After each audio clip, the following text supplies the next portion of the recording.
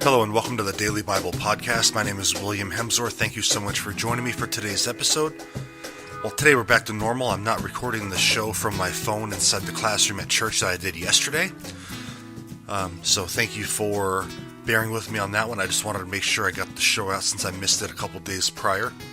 But we are continuing on in Matthew chapter 7 today, and we're about 3/4 of the way through. And today we're going to be covering verses 15 and 16. So Matthew chapter 7, verse 15 and 16 say, "Beware of false prophets, who come to you in sheep's clothing, but inwardly are ravenous wolves. You will know them by their fruits. Are grapes gathered from thorns, or figs from thistles?" So here Jesus uses imagery that would have been very easily identifiable to his audience of the day. So let's look at the image of a sheep. We've seen sheep before, whether it's been on the countryside, TV, whatever the case is, we've seen them. They're harmless creatures. One could easily stand among them and be safe. Now, a wolf, on the other hand, is a different story. You can't stand among a wolf and be safe. Eventually, that pack mentality will take hold. Hunger, all that stuff, and you're going to be in danger. So here, Jesus is comparing false teachers to ravenous wolves. So a false teacher may seem to be a Christian. So false teacher and false prophet kind of used interchangeably here. They seem to be a Christian. They seem to be living that life. They seem to be orthodox in what they say and what they do. But it's not the case. Inwardly, their soul has not been changed. Their soul has not been conformed to Christ. They're playing the part. They have that mask on. They're playing Christian. They may be social Christians. They may go to church every week. They may go to the Bible studies, etc. But inwardly, they have not been changed. They're professing the faith, but inwardly, they're not doing it.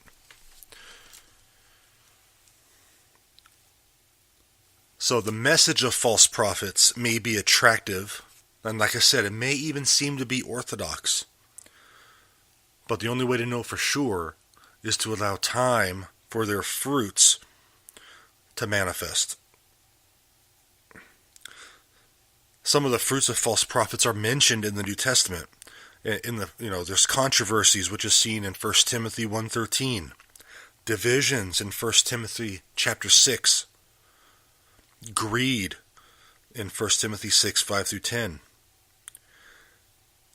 the destruction of faith. I'm sorry, greed was Matthew chapter 6. My apologies, I got my notes mixed up. Destruction of faith, which is in 2 Timothy.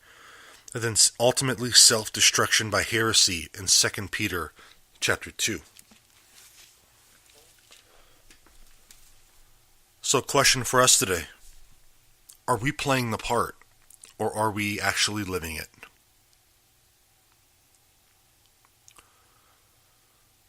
Are we those false teachers that Jesus is talking about? Now, I pray that we are not.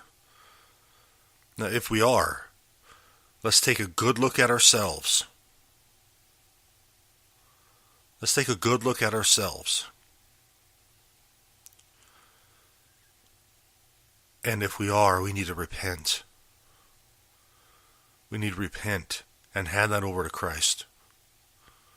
Let's be that good fruit let's be that type of Christian whose lives, our actions, our faith, our speech bears fruit to further the kingdom. Thank you so much for joining me on this episode of the Daily Bible Podcast. As always, if you have questions on the faith, if you have questions in general about the Bible, please email me at hopewithin18@gmail.com. And as always, if you enjoy the show, I ask that you please rate it and please share it. And just a quick word of thank you. Last week we had the most listens and downloads in the show's history. As some of you know, we started on December 1st. And last week we had a record number of listens and downloads. So thank you very much. And I pray that it's been helpful in your Christian walk. Yeah, have a great day, guys. Thank you so much for listening.